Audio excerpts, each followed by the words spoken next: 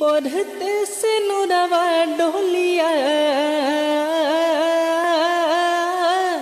कि पढ़ते से नुरवा डोलिया